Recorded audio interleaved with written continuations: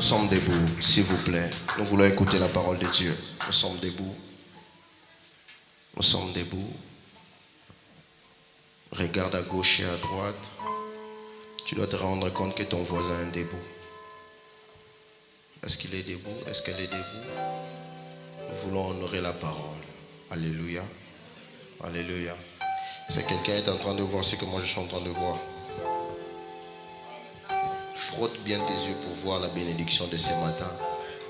Frotte bien les yeux. Peut-être que tu ne vois pas. Frotte bien les yeux. Frotte bien tes yeux. Que tes yeux puissent voir. Alléluia. Alléluia.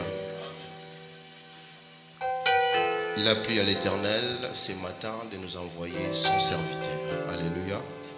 Quelqu'un dit avec moi bénédiction. Dis encore bénédiction. Maintenant, dis-le à 3 personnes. Bénédiction, bénédiction, bénédiction, bénédiction. Alléluia. Je suis sûr et convaincu ce matin, persuadé dans mon cœur que Dieu va visiter une personne ce matin. Je n'ai même pas besoin de fournir des efforts pour que je te pousse à me croire, mais je te dis simplement que tu seras visité. Alléluia. L'homme qui va nous parler ce matin, c'est un homme de Dieu puissant, que Dieu utilise puissamment. Alléluia. Et c'est pour moi un honneur de le recevoir ce matin parce qu'il est à la fois un père, un coach, un mentor. C'est quelqu'un qui m'a boosté, c'est quelqu'un qui m'a aidé et qui continue à m'aider. C'est vraiment un père pour moi. Alléluia. Et par la grâce de Dieu, l'homme qui va nous parler ce matin, certainement des personnes qui suivent l'église La Compassion online pourraient retrouver son visage parce qu'il est l'un des pasteurs de la grande communauté Crefem. Donc l'église La Compassion que dirige l'homme de Dieu, le pasteur Marcelo Touna, si vous les connaissez, non? Et vous ne pouvez pas voir le pasteur Marcelo sans pour autant passer par mon père qui est l'homme qui va nous parler ce matin. Alléluia. Il a l'onction et il sera un canal de bénédiction pour toi.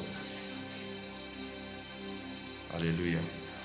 Impossible aux hommes, mais possible à Dieu.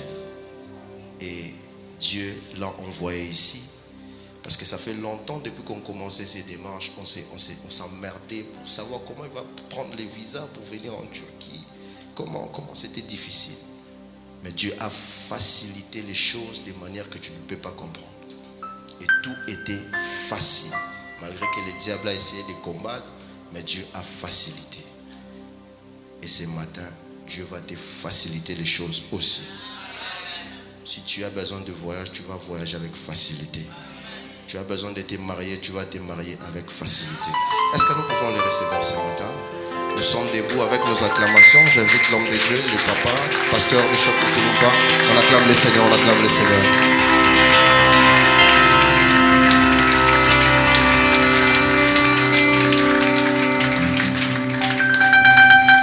Wow, est-ce que le saint peut bien acclamer le Seigneur?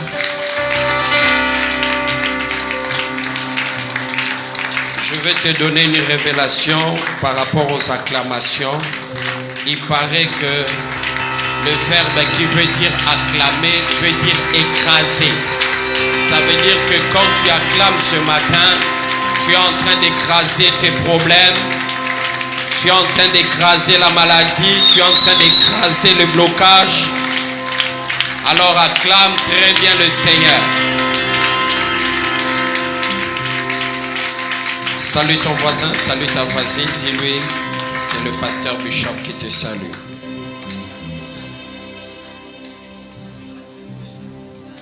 Restons debout, tendre Père. Juste le clavier s'il vous plaît. Tendre Père, nous avons énormément besoin de toi ce matin. Plus que hier, plus que tout à l'heure, nous avons besoin de toi. À chaque pas de nos vies, nous avons soif de toi. Si nous sommes là ce matin, ce n'est pas pour un homme, mais nous sommes là pour toi, Seigneur. notre ligne d'arrivée de ces cultes, ce n'est pas clôturer et dire Amen, mais notre ligne d'arrivée, c'était de rencontrer. Tu es tout ce dont nous avons besoin. Parcourant le monde, les lieux, les avenues, les adresses, nous nous rendons compte qu'il n'y a pas meilleure adresse que ta présence. Il n'y a pas meilleure adresse que ta présence. Nous avons rencontré des hommes qui nous ont fait du bien, d'autres nous ont fait du mal. Mais jamais toi tu nous as déçus. Tu es la meilleure personne, la meilleure rencontre. Merci de nous faire grâce, parce que sans ta grâce, qui serons-nous, Seigneur? Nous sommes le fruit de ta grâce éternelle. Si nous sommes comptés chrétiens, c'est à cause de ta grâce. Si nous sommes là ce matin, c'est à cause de ta grâce. Combien on nous en veut du mal, mais tu continues à nous faire grâce, à nous protéger. Ce matin, Seigneur, en cet après-midi plutôt, bénis-nous par ta parole, car ta parole est la vérité. Fais-nous énormément du bien, Seigneur. Je t'en supplie, tendre Père, accompagne cette parole par des signes, des miracles, des guérisons, des délivrances et des bénédictions. Que nous sortions de ces lieux bénis par toi. Et cela au nom de Jésus-Christ. Nous avons ainsi prié. Ensemble, nous disons Amen. Gloire à Dieu. Super. Salut ton voisin, salut ta voisine. Souhaite-le un bon culte. Est-ce que quelqu'un est en train de passer un bon culte ce matin? J'étais en train de poser la question, est-ce que quelqu'un passe un bon culte ce matin? Qu'il acclame le Seigneur très fort.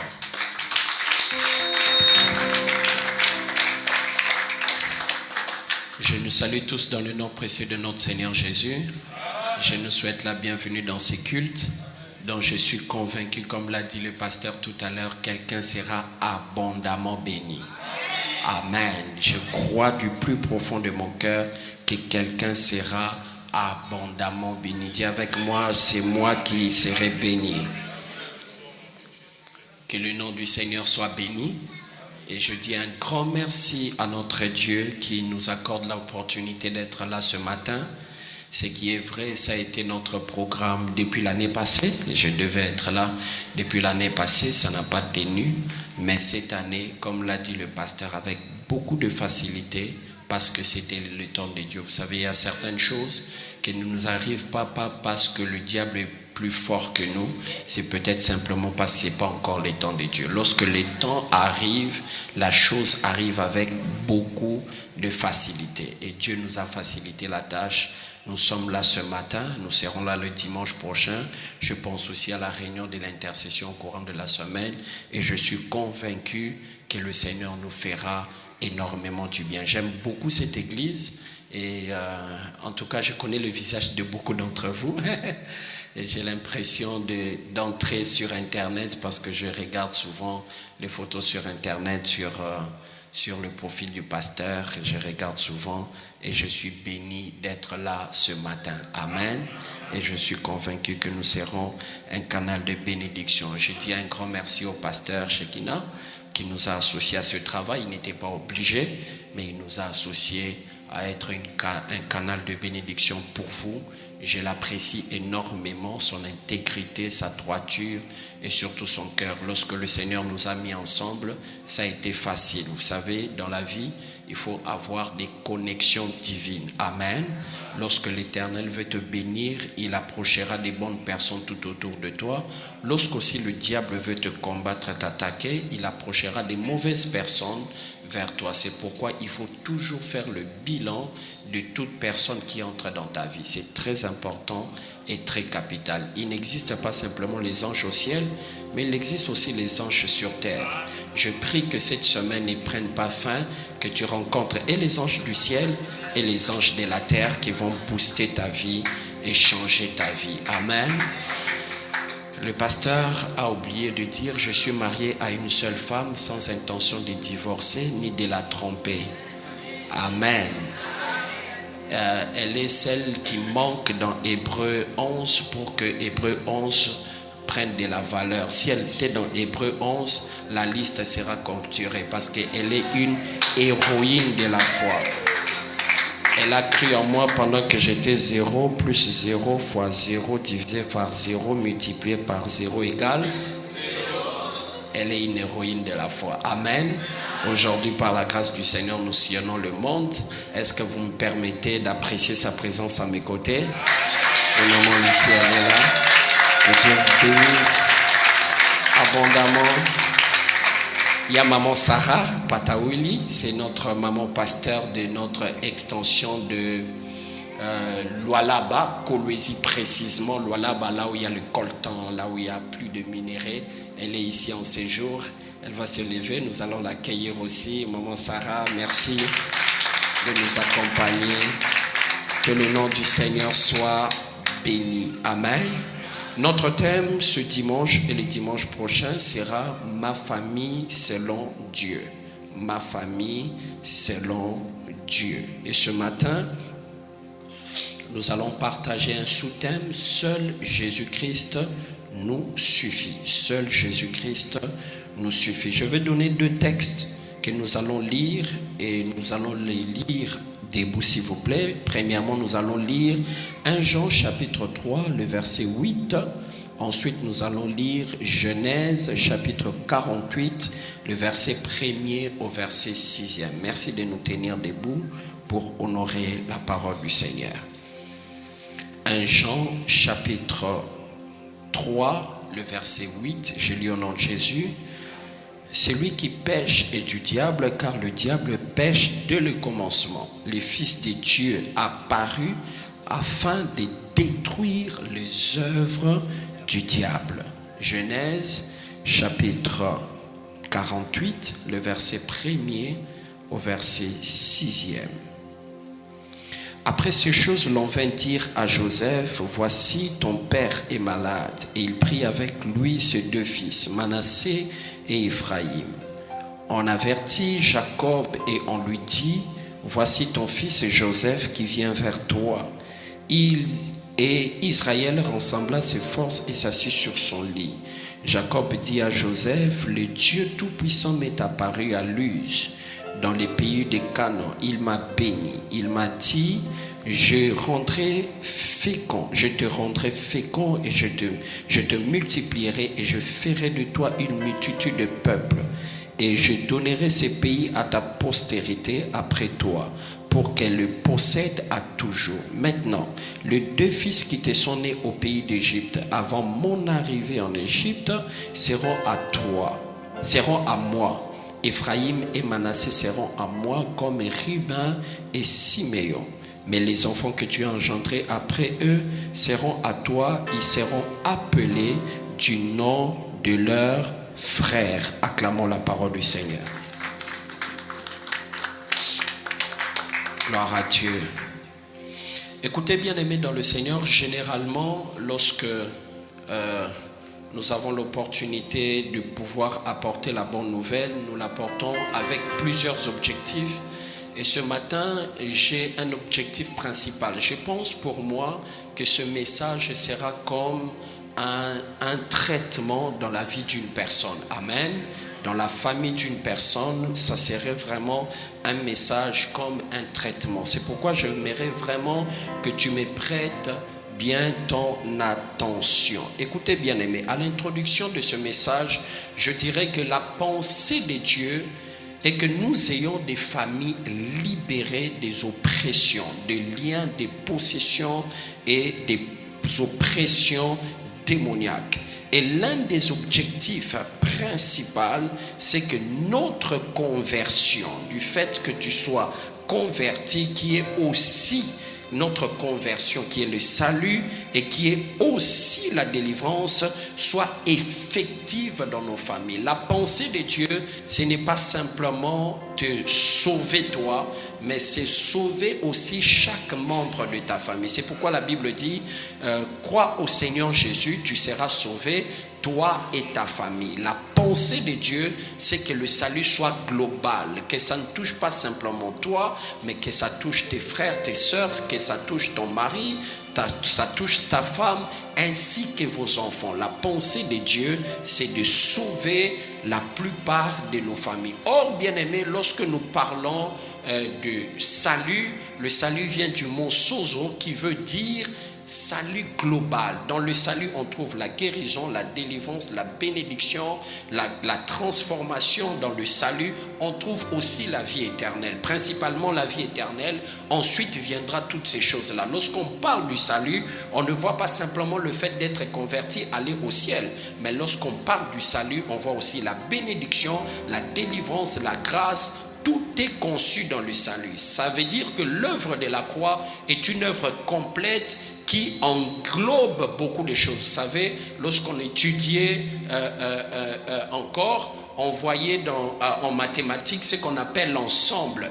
Il y a aussi l'ensemble des ensembles, où il y a plusieurs éléments à l'intérieur. C'est ça le salut. Dans le salut, il y a plusieurs éléments à l'intérieur. Lorsque Dieu est en train de voir ton salut, il ne te voit pas simplement être converti, aller au ciel, mais il te voit aussi être guéri, changé, transformé, béni, prospère sur la terre avant d'aller au ciel. Notamment aussi, il y a la délivrance à l'intérieur. Quelqu'un dit avec moi la délivrance, la délivrance. Quelqu'un dit avec moi la délivrance.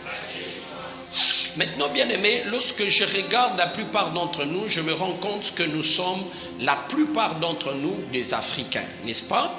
Mais regardez, bien aimé, il y a une chose, c'est pas simplement en Afrique, mais c'est partout dans le monde entier. Et aujourd'hui, nous allons comprendre maintenant que la plupart d'entre nous, nous ne sommes pas dans nos pays d'origine. Nous allons comprendre que ça touche le monde entier.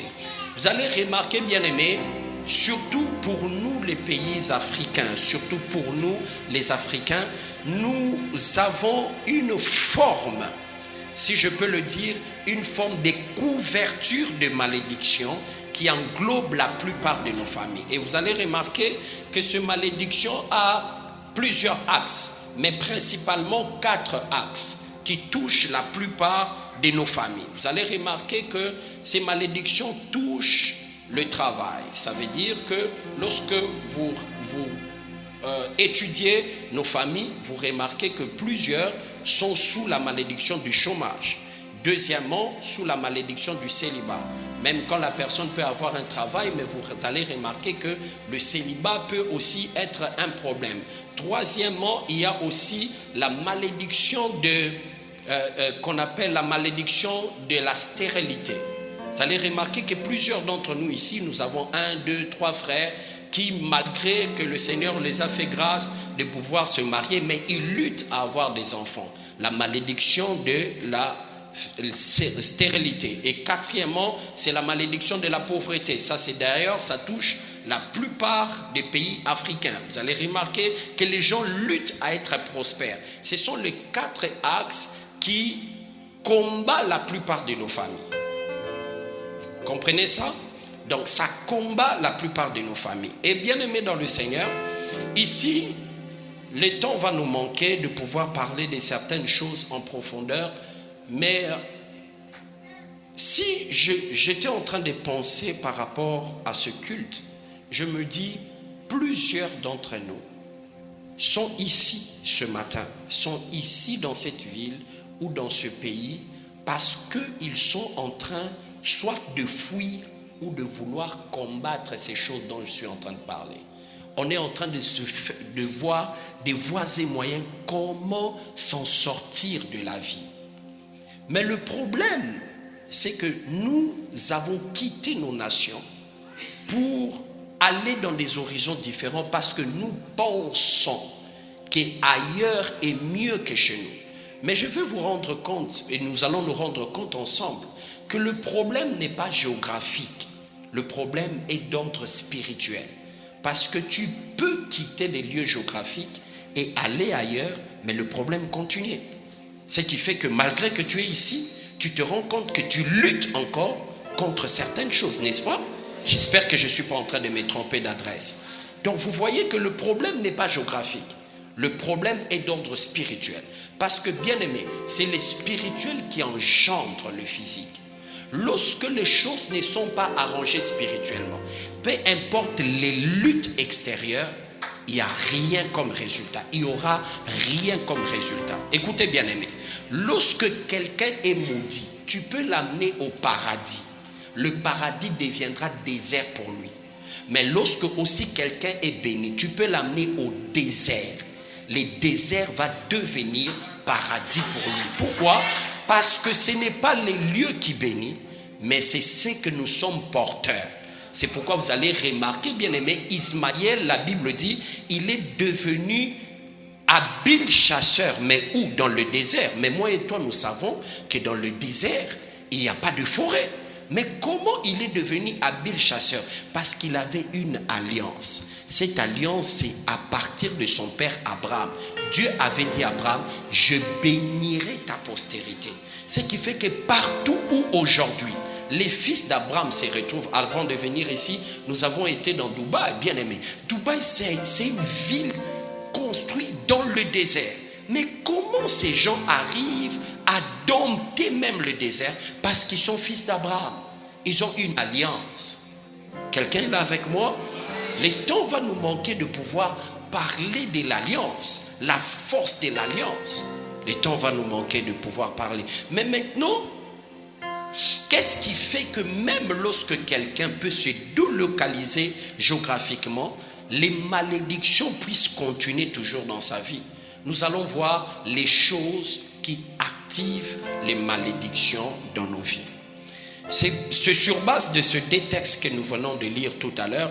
Premièrement, je dirais le lieu de naissance. Dis avec moi le lieu de naissance. Écoutez bien aimé, le lieu de naissance spirituellement est considéré comme l'origine d'une personne. Est-ce qu'il y a des Congolais ici? Chacun d'entre nous, lorsque, des fois par un langage comme ça, on dit, est-ce que tu sais là où, c'est mieux de le dire en lingala, ça veut dire que même dans notre langage, on est en train de se rendre compte que l'une des forces de ma vie est liée au lieu où je suis né. Le lieu de naissance, soit peut être une source de bénédiction pour ta vie, soit une source de malédiction pour ta vie.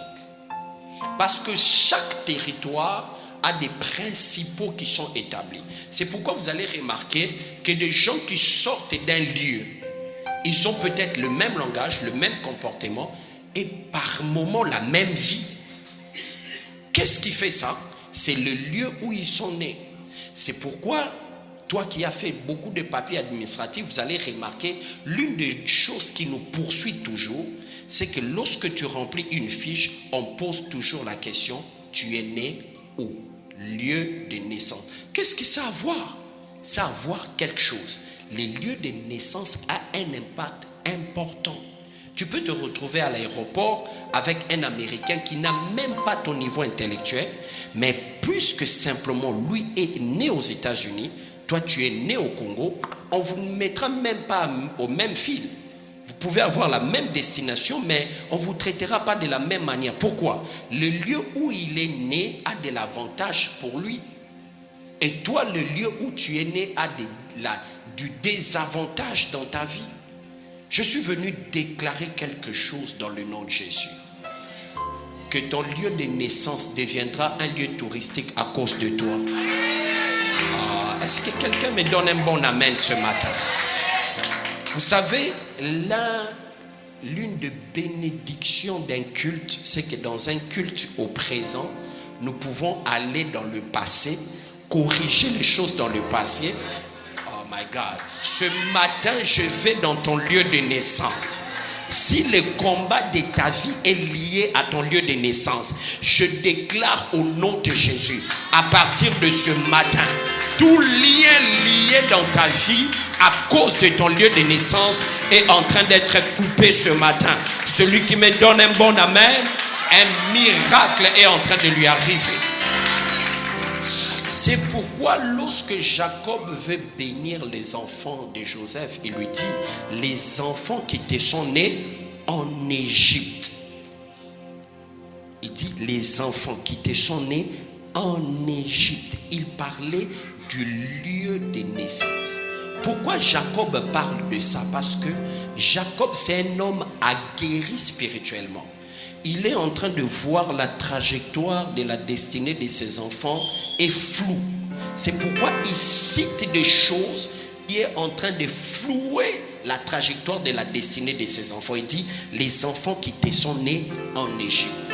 Raison pour laquelle, lorsque il y a des combats de retardement, des réclamations dans ta vie, tu vas remarquer que parmi les catégories des songes qui te reviennent, ce sont des songes de ton ancien quartier ou de ton adresse, une ancienne adresse. Pourquoi? Parce qu'on est en train de te montrer spirituellement, voici d'où vient l'origine de tous les combats.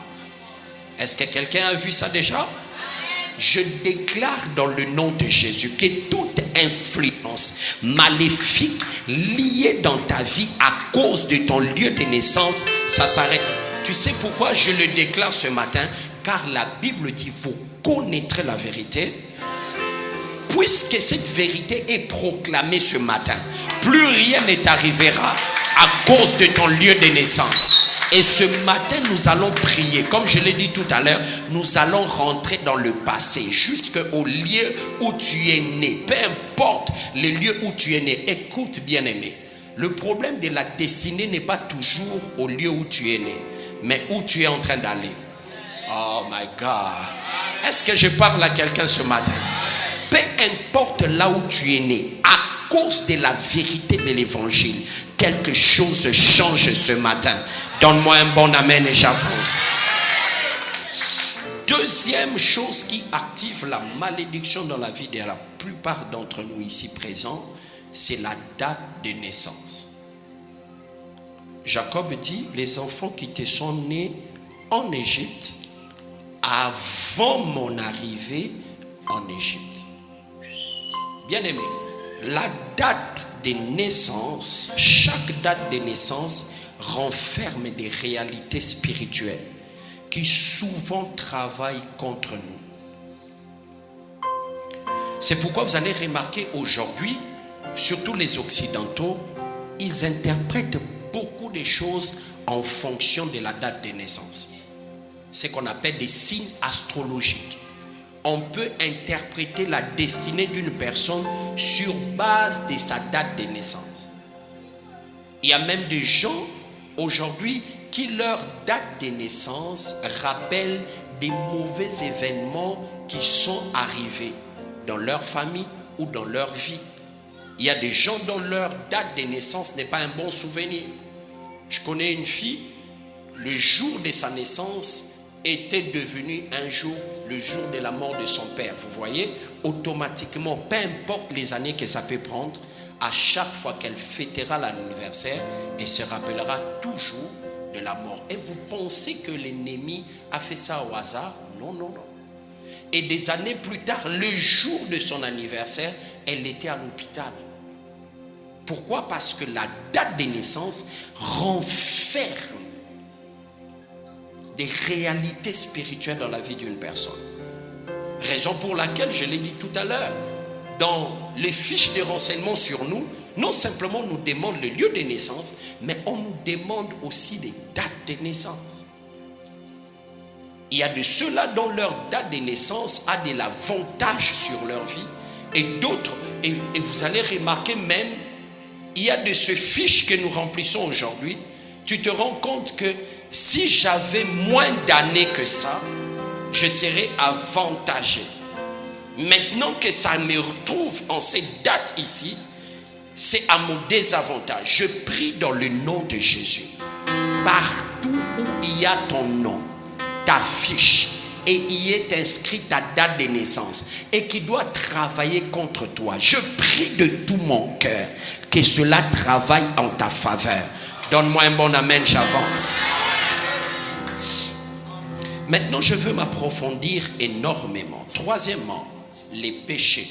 Quelqu'un dit avec moi les péchés. Écoutez bien aimé, en principe, ces choses de la malédiction, de liens de famille, on ne devait pas en parler à l'église, en principe. Pourquoi? Parce que devenus enfants de Dieu, nous sommes délivrés. Mais qu'est-ce qui fait qu'aujourd'hui, malgré notre nouvelle naissance, il y a toujours des malédictions qui continuent à nous suivre? C'est là où se retrouve le vrai problème. Dans la dimension du péché. Parce que bien aimé, par ta nouvelle naissance, tu peux vaincre tes origines, ton lieu de naissance, ta date de naissance. Mais par la vie du péché, tu peux réactiver la malédiction au point que toi qui es enfant de Dieu, tu vis les mêmes malédictions que tes frères et sœurs qui sont païens. C'est ça le véritable problème. C'est ça notre vrai problème. Beaucoup de gens sont en retard dans la vie à cause de la vie du péché. C'est pourquoi je vais vous dire franchement, en tant que pasteur, ce que je vais dire va choquer quelqu'un. Mais j'ai arrêté d'avoir pitié des gens. Parce que beaucoup de gens sont eux-mêmes la source de leur malheur. Toi, tu connais les réalités des combats spirituels de ta famille, mais tu blagues et tu joues avec la vie du péché. Tu connais les réalités. Tu connais les réalités dont toi-même tu as vécu depuis ton enfance jusqu'à maintenant. Mais tu continues à blaguer avec le péché. Le Seigneur m'a dit un jour ceci. Écoutez bien aimé. Le Seigneur m'a dit un jour ceci. Comme je l'ai dit, c'est vrai que ça plane dans la plupart de nos familles, la malédiction de famille, mais nous n'avons pas tous le même malédiction de famille. Nous n'avons pas tous le même combat. Combat et a ses victoires. Mais maintenant, lorsque dans une famille plane une couverture, une sorte de couverture de malédiction, qu'est-ce que le diable va faire? Il va placer dans cette famille une vie de péché qui va accélérer et activer cette malédiction. Ça veut dire ceci. Si dans cette famille-là, même le païen qui ne vit pas dans ce péché-là, il y a beaucoup de probabilités qu'ils ne vivent pas cette malédiction. C'est pourquoi vous verrez aussi, il y a des païens dans nos familles, mais qui sont un peu différents. Pourquoi? Parce que la malédiction qui active, non, le péché qui active cette malédiction ne se trouve pas en lui. Ce qui fait que de la même manière aussi, lorsque un chrétien qui parle en langue, qui sert et qui chante même, vit dans ce péché-là, vous allez voir qu'en lui rôde cette malédiction. C'est ce qu'on appelle les péchés correspondants. Je donne un exemple.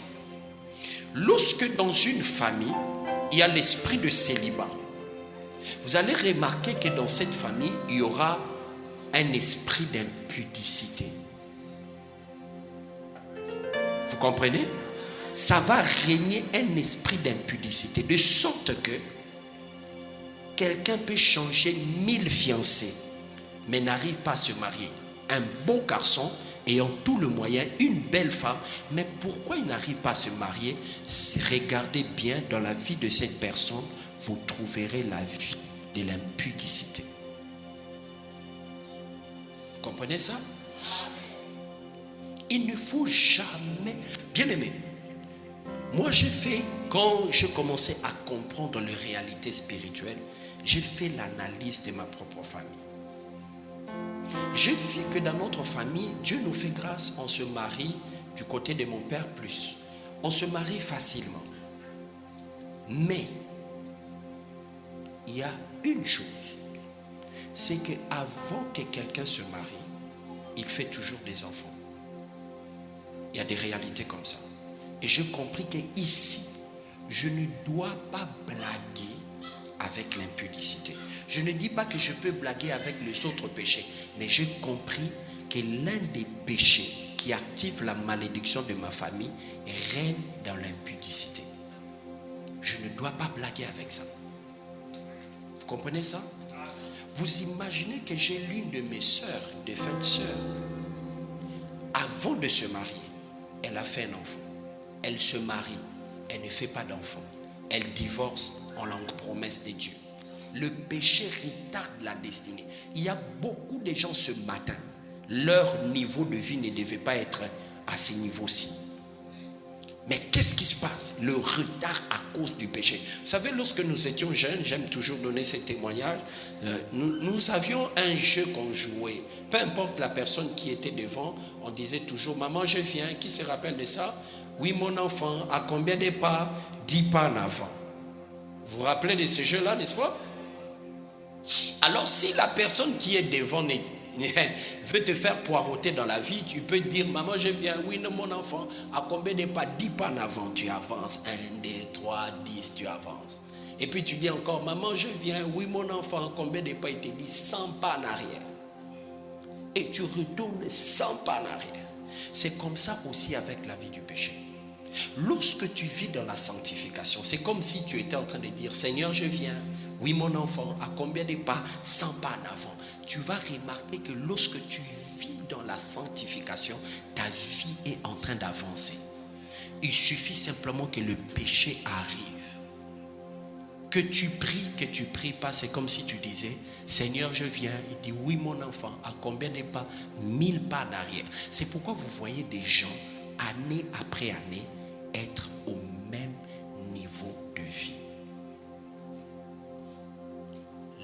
Le péché retarde la destinée et l'accomplissement de promesses de Dieu dans ta vie.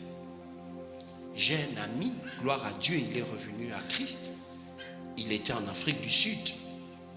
Et il me dit, miraculeusement, il a rencontré des investisseurs. Et je me rappelle, à l'époque, il venait maintenant souvent au Congo. Miraculeusement, il a rencontré des investisseurs qui ont voulu faire de lui comme leur représentant au Congo. C'était dans le domaine de mines et tout. Il venait, il achetait de pierres, il rentrait. Ils ont payé pour lui la formation. Ils ont payé pour lui un appartement et tout le reste. Il dit, comme ça, il a commencé à vivre dans l'impudicité. Et il dit, la nuit, il voit dans un songe, c'est comme s'il était en train de uriner sur la photo des investisseurs. Il dit, mon cher, de la même manière, ils sont venus miraculeusement, ils ont disparu dans la nature. Une destinée qui était en train de progresser, retardée à cause du péché. Je vais aller rapidement. Le péché alourdit l'esprit de l'homme dans la prière.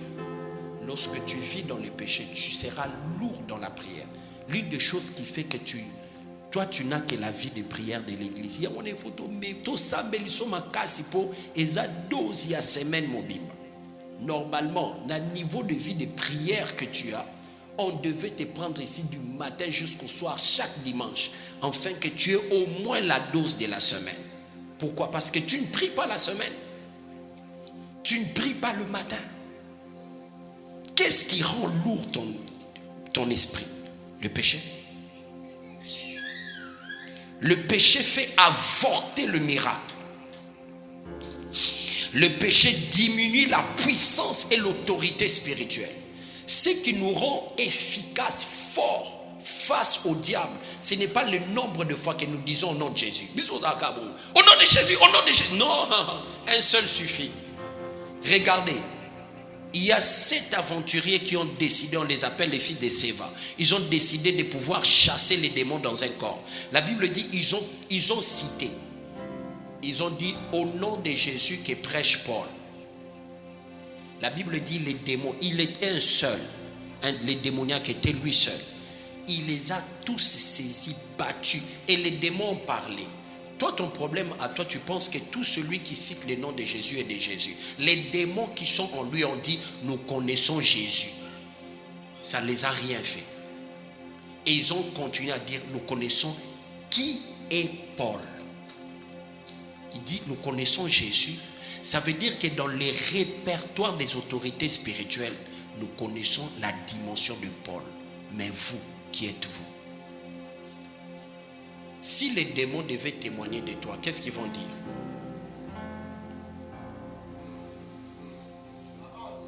Il y a 3 témoins en matière de notre qualité de vie. Il y a 3 témoins. Il y a Dieu, il y a les démons, il y a ta conscience. Si les démons devaient témoigner de toi, quand Dieu a témoigné de Job, il dit, tu as vu mon serviteur Job, il est intègre. Est-ce que le diable a douté de ça? Yo pendanza babado, umoni mwana ngana Istanbul. Asa intègre. La diable penda koseka. Seigneur, tika ba aventure. Mwana wana na Istanbul. Webi vinete. Quelle est la qualité de ta vie?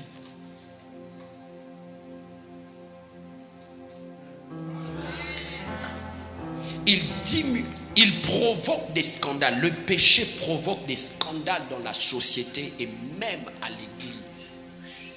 Le péché provoque des scandales. Je prie de tout mon cœur qu'il n'y ait pas de scandale dans cette église provoquée par le péché. Je le prie de tout mon cœur. Il crée un état éternel de recommencement. Avec la vie du péché, tu vas recommencer la vie éternellement. Il ouvre la porte aux démons. La vie du péché ouvre la porte aux démons. Nous n'avons pas à lutter contre la chair et le sang, nous avons à lutter contre les dominations, les principautés. Bien aimés, sachez que dans le monde spirituel, on ne triche pas. Nous, on peut te voir battre les mains ici, prier, mais le monde des esprits connaît réellement qui tu es.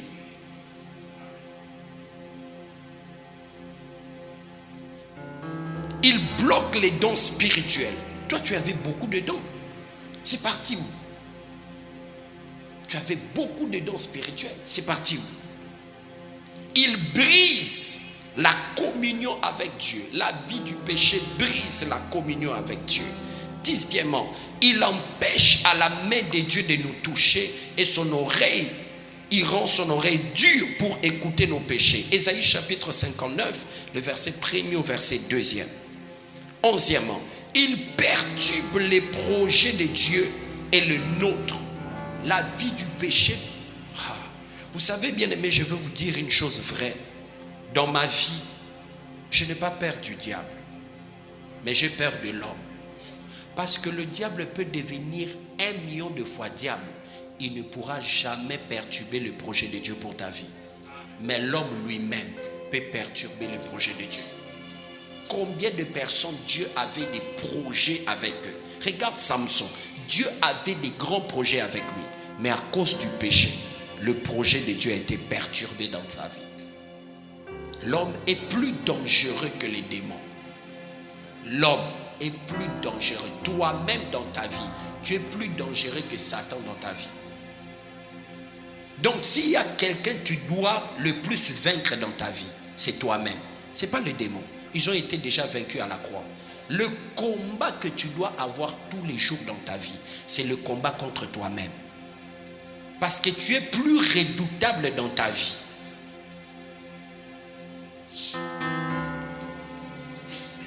Quantièmement, je voulais simplement voir ceux qui sont en train de bien écrire. 12e, il fait fuir la grâce et le bonheur dans notre vie. Le péché fait fuir la grâce et le bonheur. David dit, oui, le bonheur et la grâce m'accompagneront tous les jours, mais lorsque tu vis dans le péché, le bonheur et la grâce vont te fuir. 13e, il est comme une aiguille qui trouve la plénitude de Dieu en nous. Tu peux venir à l'église, tu es rempli de Dieu, mais lorsque tu sors, simplement par ta bouche, onction, nyonso, toute l'onction part. Il diminue et affaiblit la foi. La vie du péché diminue et affaiblit notre foi. Chaque fois que tu vis dans le péché, tu auras un problème avec ta foi. C'est pourquoi vous verrez beaucoup d'entre nous ne croient pas à l'exaucement de Dieu dans leur propre vie. Ils confient des requêtes simplement aux gens. Prie pour moi, parce qu'ils croient à ce que Dieu est capable de faire chez les autres, mais pas avec eux. Qu'est-ce qui fait ça? C'est la qualité de ta relation avec Dieu.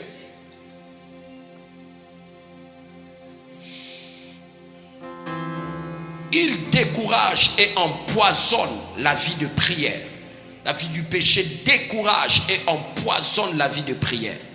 Il détruit le zèle de servir Dieu. Où est ton zèle de servir Dieu? C'est allé où? Il diminue la sensibilité spirituelle. Bien aimé, quelqu'un qui n'a plus de sensibilité spirituelle est perdu dans sa vie. Je vous dis. La sensibilité spirituelle te permettra d'éviter beaucoup de dangers, beaucoup de combats. Quelqu'un qui n'a plus de sensibilité spirituelle est en danger dans sa vie. Il est en danger. C'est comme quelqu'un qui est dans les comas spirituels.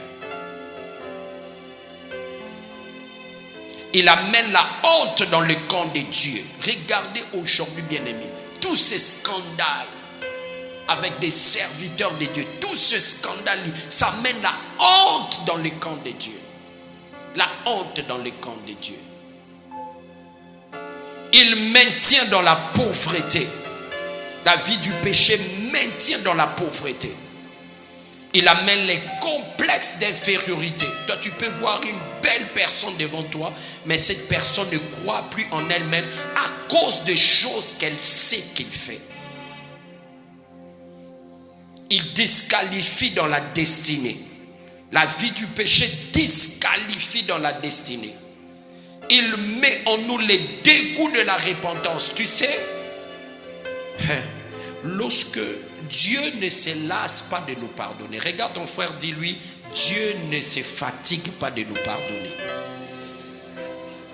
Mais lorsque tu vis dans le péché, c'est toi qui vas te fatiguer de demander pardon à Dieu.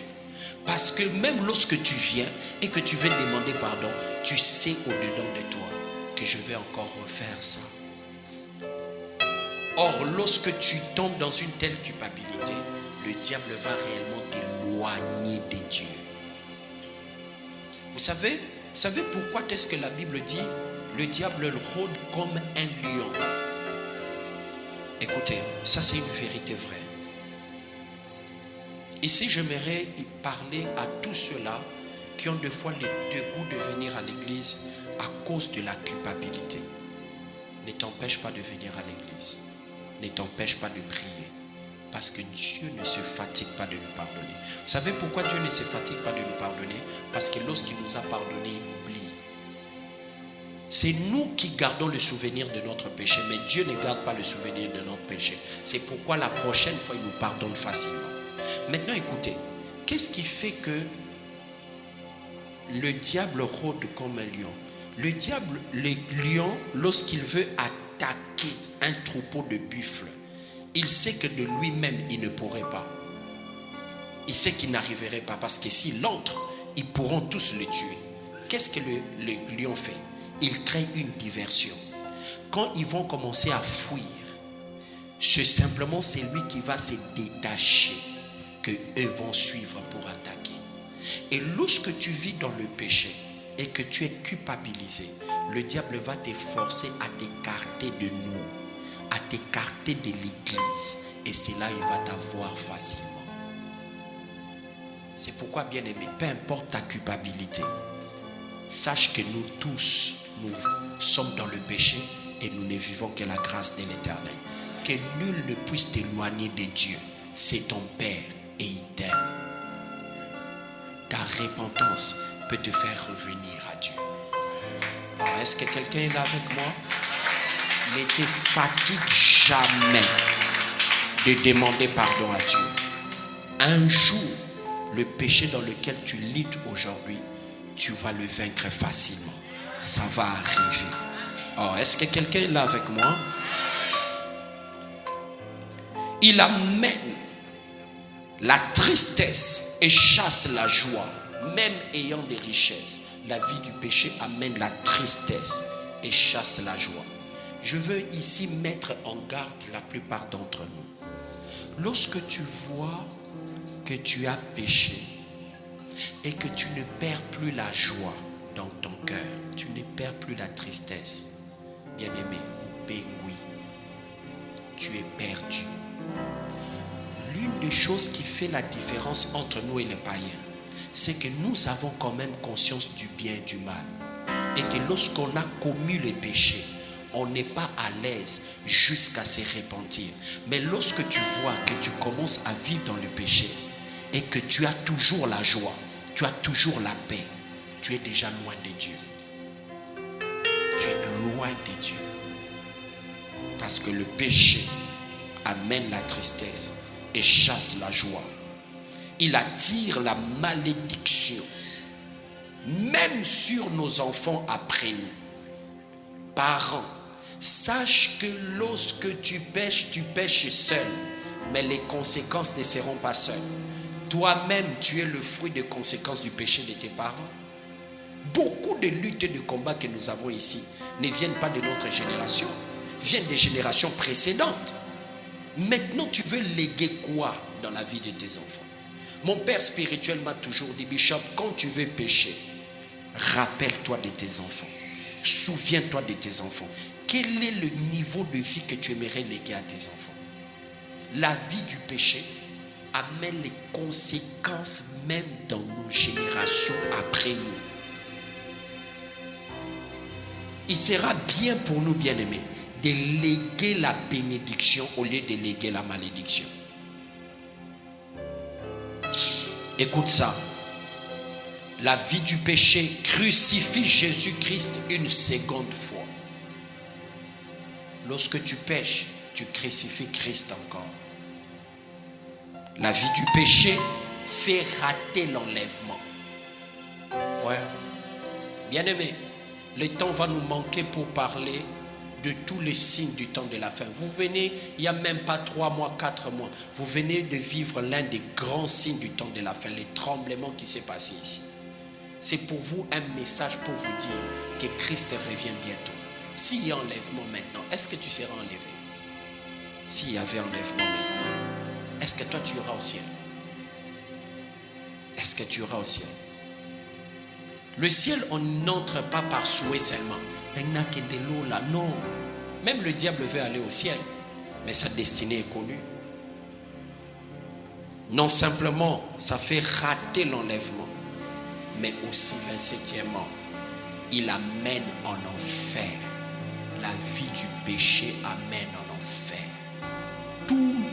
La plupart des problèmes que tu as sont des problèmes liés à ta vie du péché. Pourquoi? La Bible dit, celui qui est né de Dieu ne pêche pas et les malins ne le touchent pas. À chaque fois que le diable touche ta vie, pose-toi une question. Il est entré par où? Qu'est-ce qui l'a permis de pouvoir entrer dans ta vie? Bien-aimé, vous n'avez pas idée la dimension dans laquelle le péché active la malédiction dans nos vies. Si nous réglons le problème du péché, on aurait résolu beaucoup de problèmes dans notre vie. Beaucoup de problèmes. Beaucoup de problèmes seront résolus dans ta vie le jour où tu vas te décider d'être sérieux avec Dieu. Le jour où tu vas te décider de vivre une vie de qualité avec Dieu. Parce que même ta vie de prière, la qualité, Dieu n'exauce pas la quantité de nos prières, mais Dieu exauce la qualité de nos prières. C'est pourquoi on nous accuse aujourd'hui de beaucoup prier, mais peu de résultats. Ils prient beaucoup, mais peu de résultats. Peu de résultats. Pourquoi? La qualité de notre vie. Quelle est la qualité de ta vie? Bien-aimés, aussi sales que nous sommes, permettez-moi de pouvoir le dire, nous sommes sales. Voilà pourquoi nous nous lavons. Parce que si nous nous lavons, c'est parce que nous reconnaissons une saleté en nous. Mais aussi sales que nous sommes, si je viens te présenter de l'eau pure, dans un gobelet, dans un verre sale, tu ne pourras pas boire ça. Mais tu veux que Dieu consomme ta vraie adoration dans un corps sale? Jamais. Comment tu peux dire que Dieu est saint dans ta langue pendant que ta propre langue est une langue de mensonges? Comment tu peux lever tes mains pendant que tu sais ce que tu as fait avec tes mains? Comment tu peux apporter ton corps dans la présence du Seigneur? Bien aimé, imagine, tu viens chez moi, tu vois que je sors une assiette de la toilette pour te servir à manger. Qu'est-ce qui va se passer? Qu'est-ce qui va se passer? Tu vas même perdre l'appétit. Même si tu avais faim, tu vas perdre ça. C'est ce qui se passe avec nous lorsque nous apportons un culte à Dieu. Le culte est bon, mais quel est le récipient qui porte le culte? On ne peut jamais dissocier la qualité de notre adoration avec la qualité de notre vie. Jamais. Dieu ne consomme pas de beaux cantiques, non. Qu'est-ce que Dieu a à voir avec des cantiques? Qu'est-ce que Dieu a à voir avec des cantiques? Qu'est-ce que ça peut lui faire, les cantiques? Dieu consomme la qualité de notre vie. C'est pourquoi le jour où tu as la vision du ciel, une chose va te marquer. C'est la sainteté que le ciel dégage. Et c'est ce que Dieu attend de toi. La Bible dit, tel qu'il est, tel nous devons être sur la terre. Vous voyez, bien aimé, l'une des choses qui fait que nous fragilisons le christianisme aujourd'hui, c'est à cause de ces choses. C'est à cause de ces choses. Est-ce que je peux continuer? Tu es en train de me regarder comme si tu ne veux pas que je puisse continuer. Quatrième chose qui active la malédiction, le nom. Dis avec moi le nom. Le nom, bien aimé dans le Seigneur, est porteur soit des bénédictions, soit des malédictions. Vous allez remarquer, bien aimé dans le Seigneur, que la plupart d'entre nous ici, surtout nous le Congolais, je ne sais pas d'autres nationalités, qui ici porte le nom d'une autre personne de sa famille? Tu portes le nom de quelqu'un d'autre, Zandou, donc tu es l'homonyme de quelqu'un dans ta famille. Levez bien les mains. Vous voyez, la plupart d'entre nous, nous portons le nom d'autres personnes. Et nos parents, des fois, l'ont fait par reconnaissance. D'autres, nos parents l'ont fait par reconnaissance, par gratitude. Je me rappelle d'une de nos sœurs, ma mère raconte qu'elle était à la maison et elle a senti dans son cœur qu'elle devait aller voir sa belle-sœur rapidement. Comme elle avait une voiture à l'époque, elle va rapidement voir sa belle-sœur et sa belle-sœur s'est tordée de douleurs d'enfantement. Et à l'époque, il n'y avait pas l'échographie comme aujourd'hui. On ne savait pas quel type d'enfant qu'elle allait accoucher. Et lorsqu'ils sont arrivés à l'hôpital, elle a accouché une fille. Par reconnaissance, sa belle-sœur dit, je vais donner à mon enfant ton nom. Or, ma mère a eu un combat dans sa vie. C'était le combat du mariage. Ma mère n'a jamais été une femme légitime dans un mariage. Ce qui fait que ma soeur là, ma cousine, jusqu'à aujourd'hui, elle ne s'est jamais mariée dans la vie. Parce que ce que beaucoup de nos parents n'ont jamais su, c'est que dans le nom, il y a une alliance des vies. C'est pourquoi vous allez voir que le Seigneur Jésus, lorsqu'il veut partir, il dit, tout ce que vous demanderez au Père en... Parce qu'il sait que mon nom renferme des choses qui va vous donner accès au ciel. Le nom, soit ça ouvre des portes, soit ça ferme des portes. Il y a des gens, lorsqu'ils regardent ton nom, ils ne te connaissent pas. Ils regardent simplement ton nom. Le combat qui dégage ton nom le met dans le dégoût de signer en ta faveur. Je prie au nom de Jésus-Christ. Partout où il est... Oh my God. Bien-aimé, nous allons faire un geste prophétique. Lève ta main droite avec moi. Je veux crier 3 fois. Je vais compter 3 fois. Tu vas déclarer ton prénom, ton nom et ton post-nom. Tu vas les déclarer dans la présence du Seigneur. Quelque chose va se passer aujourd'hui. Sois prêt. Réprocité. 1, 2, 3. Bishop Mukulu Pamukendi. Puisque tu viens de citer ton nom dans la présence de Dieu, partout ton nom est cité dans le monde des ténèbres, ton nom est retiré. Oh my God. Je dis ton nom est retiré. Dans toutes les listes des hommes qui doivent échouer, des hommes qui doivent être maudits, ton nom est retiré. Je dis bien, ton nom est retiré ce matin dans le nom de Jésus. Il y a qu'à réprociter. Le nom de Jésus vient remplacer ton nom dans toutes les listes. Je dis bien, le nom de Jésus vient remplacer ton nom dans toutes les listes. Celui qui me donne un bon amen, Un miracle est en train de lui arriver. C'est ça la beauté d'un culte. Nous pouvons corriger les choses du passé. Tu n'as plus besoin de changer de nom. Maintenant, partout ton nom sera appelé dans le monde des ténèbres. C'est le nom de Jésus qui va paraître. Oh my God. Est-ce que quelqu'un est là avec moi? Peu importe la signification de ton nom, je déclare dans le nom de Jésus que toute substance de malédiction qu'il y a en ton nom est retirée ce matin dans le nom de Jésus. Je dis bien, est retirée ce matin dans le nom de Jésus. Toute substance de malédiction liée à ton nom est retirée ce matin. Ton nom est béni. Je dis, ton nom est béni. Je déclare, ton nom est béni. Oh my God. Je dis ce matin, ton nom est béni. Je prophétise que ton nom est béni. Le nom de ta famille est béni. Si le nom de ton père et de ta mère t'a légué la malédiction, ton nom que tu vas donner à tes enfants va léguer la bénédiction. Celui qui me donne un bon amen, un miracle est en train de lui arriver. Cinquièmement, le sang. Le sang est aussi porteur de malédiction. C'est pourquoi tout à l'heure, vous allez remarquer, j'étais en train de parler de l'alliance. Vous avez remarqué, quand j'ai parlé à l'introduction d'Ismaël, j'ai dit, malgré qu'il est arrivé au désert, l'alliance a crié. Pourquoi? Il avait en lui le sang d'Abraham. C'est pourquoi vous allez remarquer, lorsque l'ange parle à sa mère, l'ange ne parle pas à sa mère, mais l'ange parle à sa mère du fils. Il dit, j'ai entendu le pleur de l'enfant. Mais pourtant, celle qui est en train de pleurer, ce n'est pas l'enfant. C'est la mère qui est en train de pleurer. Mais la mère n'a pas d'alliance. C'est le fils qui a l'alliance. Et c'est le sang d'alliance qui a crié au ciel. Au point que le Père au ciel a entendu qu'il y a un sang que je bénis sur la terre, mais ce sang est en train de connaître des problèmes. La plupart de nos malédictions sont liées au sang. Voilà pourquoi Jésus ne devait pas mourir noyé dans l'eau.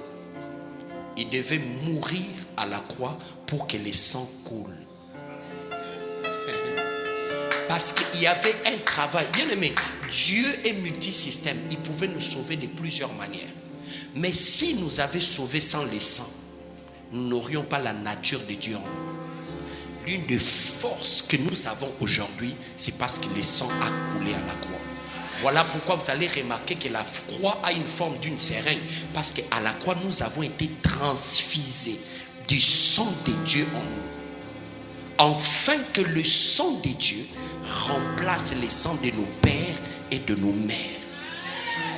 Parce que bien aimé, la plus forte des alliances sur la terre, nous avons une alliance avec ma femme, je la porte même, nous avons une alliance.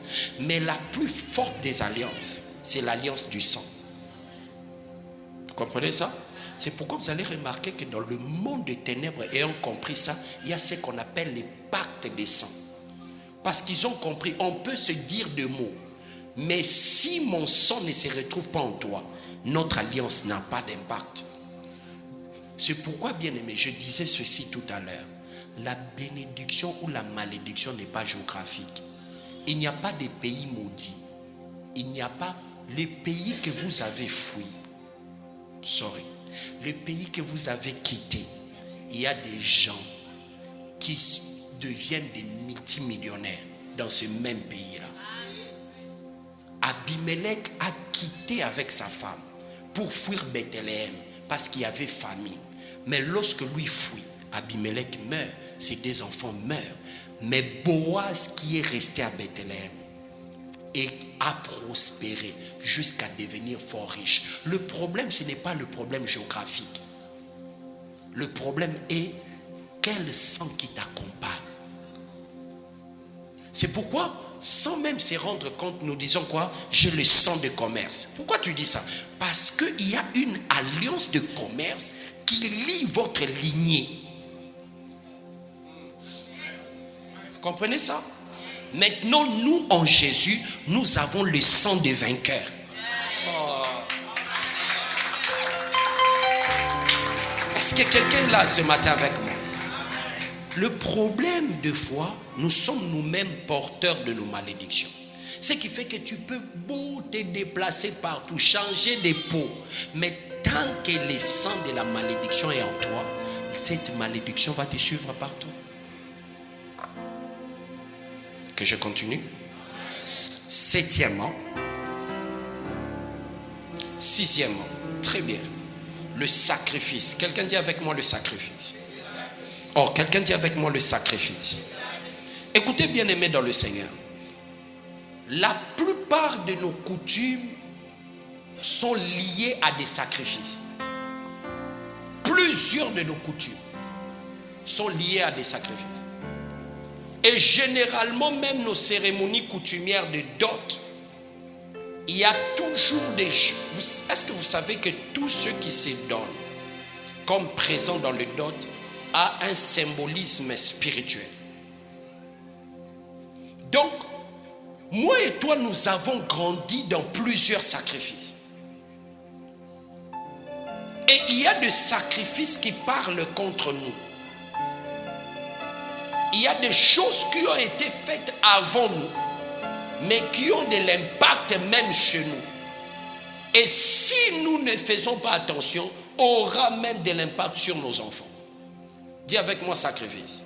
C'est pourquoi j'ouvre une parenthèse pour dire à quiconque en train de vouloir se marier, on ne prépare pas simplement la dot financièrement, matériellement. On prépare cela aussi spirituellement. Parce que dans les cérémonies coutumières, il y a des sacrifices qui se passent. Il y a des choses qui se passent. Et même des fois, à la naissance des enfants, à des cérémonies, il y a toujours des sacrifices. C'est pourquoi, bien-aimé, étant un homme spirituel, une femme spirituelle, tu dois toujours faire attention sur tout ce qui tourne tout autour de toi. Tout ce qui se passe dans ton environnement. Parce que vous savez, dans le monde spirituel, on peut t'engager sans ton consentement. Il suffit simplement que quelque chose te représente. Il suffit simplement que quelque chose te représente. On peut t'engager sans ton consentement. Il y a des gens qui ont été initiés sans leur consentement. Ils n'ont jamais consenti à ça. Bien aimé, disons le vrai. Est-ce que les malédictions que nous vivons, nous avons consenti à ça? Mais il y a des gens, spirituellement, sans nous, qui nous ont engagés. Gloire soit rendue à Dieu. L'autorité de Christ qui est en nous, nous allons nous désengager et désengager nos familles. C'est pourquoi, bien aimé, écoutez, lorsque nous apportons l'argent comme offrande à l'Éternel, ce n'est pas l'argent que nous apportons. C'est une représentation spirituelle que nous apportons. L'argent, comme offrande, ne garde pas la valeur de la banque, mais devient la valeur de notre vie. Quelqu'un est là avec moi? Je ne veux pas nous faire peur, mais bien aimé, lorsque tu veux faire un don, un cadeau, prie toujours sur tout ce qui te représente toi. Parce que chaque sacrifice parle. Je dis bien, chaque sacrifice parle. Il y a des gens qui ont vécu des combats dans leur vie à cause simplement de certaines choses qu'on les a offertes comme don, comme cadeau, ou des choses qu'ils ont offertes comme don, comme cadeau. Quelqu'un comprend ce que je suis en train de dire? Alléluia. Nous allons comprendre tout à l'heure pourquoi la raison du sacrifice. Septièmement, je m'aimerais terminer par là. Les paroles. Dis avec moi les paroles. Oh, quelqu'un dit avec moi les paroles. Bien-aimé, les paroles ont un impact spirituel dans notre vie. Tu as déjà entendu ça, mais j'aimerais te le répéter. Les paroles ont un impact important dans notre vie. Je me souviens un jour, je me réveille le matin, je ne peux jamais oublier ça. J'étais chez mon père. Je me réveille le matin, je viens trouver mon frère en train de discuter avec mes tantes. Ils ont fait l'analyse que je vous ai dit tout à l'heure, parce que j'ai compris dans leur conversation que mon frère venait de leur annoncer qu'il a trouvé une fiancée qu'il va épouser. Mais mes tantes voulaient lui faire comprendre et remarquer que dans votre famille, tu ne peux pas te marier sans avoir fait des enfants. Lorsqu'ils ont commencé à dire ça, moi je revenais de la prière. J'ai dit, moi ça ne m'arrivera pas au nom de Jésus. Est-ce qu'on peut laisser tout tranquillement? Il y a un moment sensible à Bouindé. Alors bien aimé, vous savez qu'est-ce qui s'est passé? Mon frère là, jusqu'à aujourd'hui, il ne s'est jamais marié, mais il a des enfants. Mais moi, j'avais dit, moi je veux me marier sans avoir d'enfants et j'aurai des enfants dans mon mariage. Et c'est ce qui est arrivé. Il a blagué avec des paroles. Bien aimé, ne permets jamais à quelqu'un de dire des paroles négatives en t'engageant dedans. C'est pourquoi je dis parole contre parole. Si quelqu'un dit quelque chose à ton sujet négatif, refuse cela dans la prière. Les paroles ont un impact. Vous savez pourquoi? Le monde a été créé par la parole. Vous savez pourquoi beaucoup de gens ne sont pas bénis en Turquie, mais étant en Turquie? C'est parce que tu parles mal déjà du pays. Non, non. Gati na yawa. Nabi mabele oye kozalelanga favorable. Est-ce que je parle à quelqu'un? Ne parle jamais négativement de ta vie, de ton environnement, de ta destinée, de ton lendemain. Ne permets jamais à personne de parler comme ça. Oh, ces derniers temps, c'est difficile. C'est difficile pour toi, c'est pas difficile pour moi. Nous ne sommes pas dans la même saison. Oh, est-ce que quelqu'un est là avec moi? Nous ne sommes pas dans la même saison.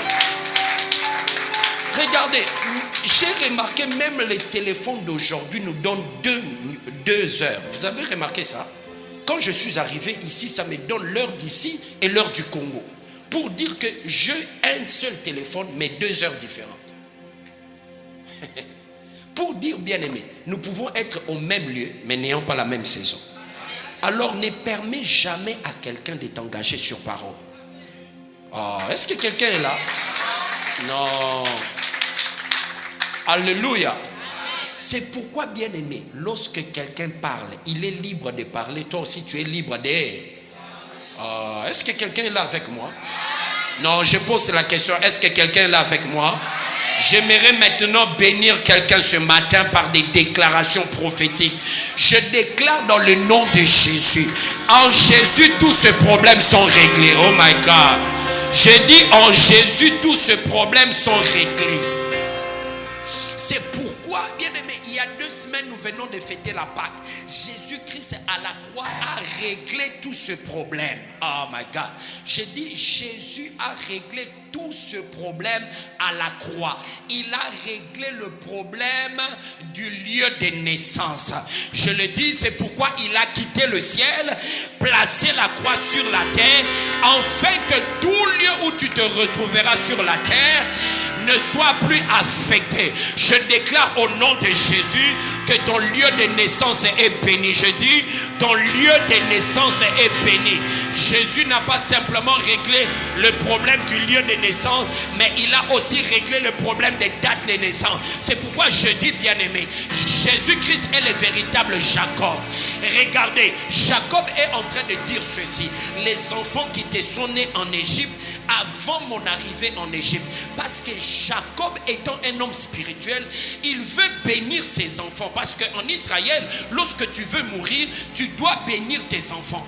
Alors il remarque que les petits enfants ont un problème spirituel. Pour comprendre cela, il faut reconnaître l'histoire de Joseph. Lorsque Joseph arrive en Égypte, on lui impose une femme, et on ne prend pas n'importe quelle femme, on prend simplement une femme de la famille d'un prêtre occulte. On lui donne. Ce qui fait que lorsque Ephraïm et Manassé sont nés, c'est les papas prêtres occultes qui les avaient accueillis et bénis. Alors Jacob est en train de regarder.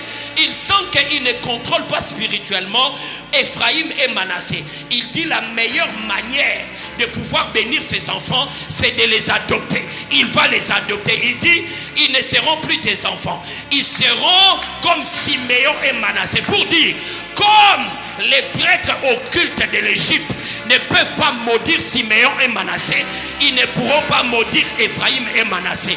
C'est pourquoi j'aimerais dire à quelqu'un, Dieu venant dans notre vie, il s'est rendu compte qu'il ne sait pas nous contrôler spirituellement. Il nous a adoptés comme Jésus. Pour dire, si Satan ne peut rien comme Jésus, contre Jésus, il ne pourra rien contre ta vie. Je déclare dans le nom de Jésus, toi qui es devenu enfant de Dieu, tu es béni de l'Éternel. Je vais dans ton passé bénir ta date de naissance et ton lieu de naissance. Oh my God. Je dis, je bénis ta date de naissance et ton lieu de naissance. Jésus a réglé aussi le problème du nom. C'est pourquoi il nous a donné un nom qui est élevé au-dessus de tous les noms. En son nom, tout genou fléchit et toute langue confesse qu'il est Seigneur. Je déclare au nom de Jésus, partout où on appellera ton nom, dans le monde des ténèbres, c'est le nom de Jésus. Oh my God.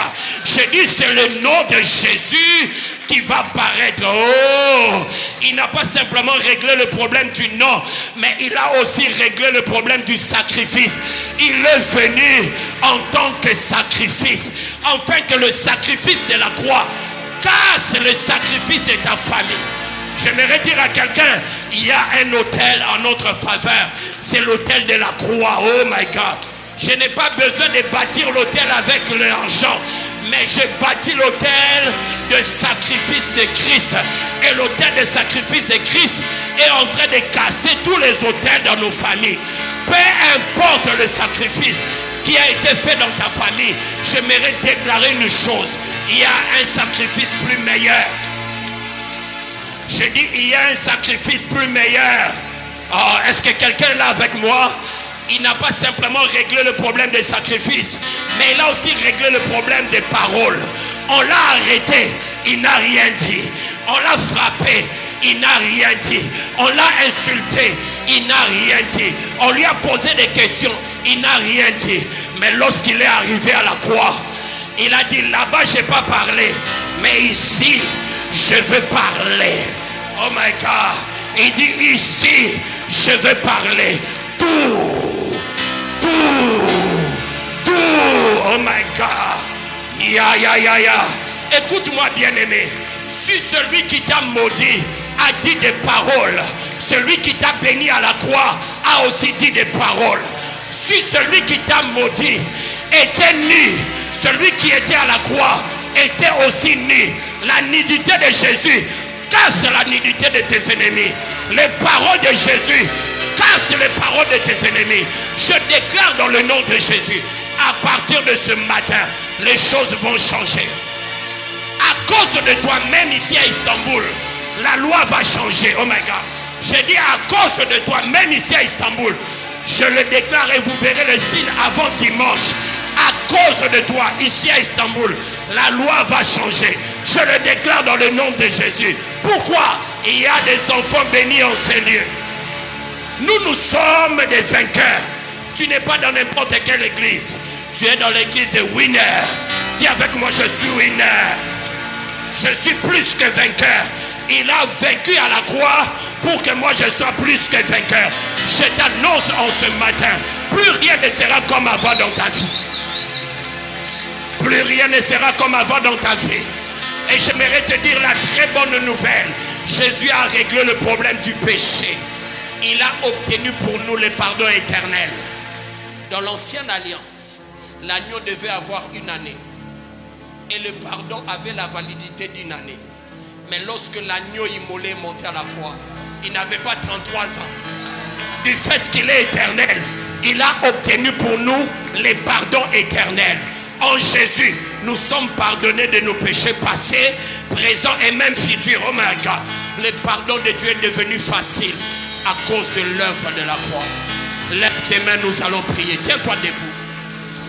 Nous allons prier ce matin. Ya Ramash. Lève tes mains. Commence à déclarer béni ton lieu de naissance. Libère des paroles. Bénis ton lieu de naissance. Bénis ton lieu de naissance.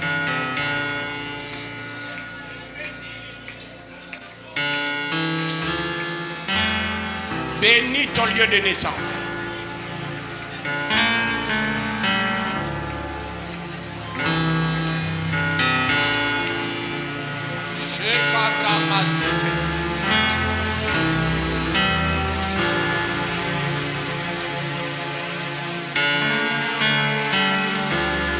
Bénis ton lieu de naissance.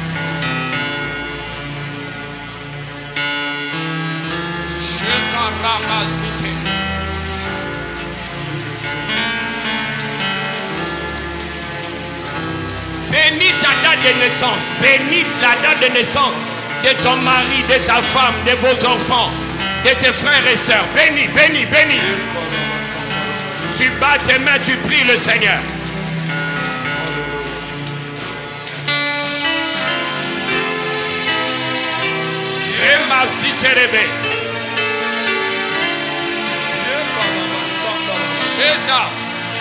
Bats tes mains, prie le Seigneur, prie le Seigneur.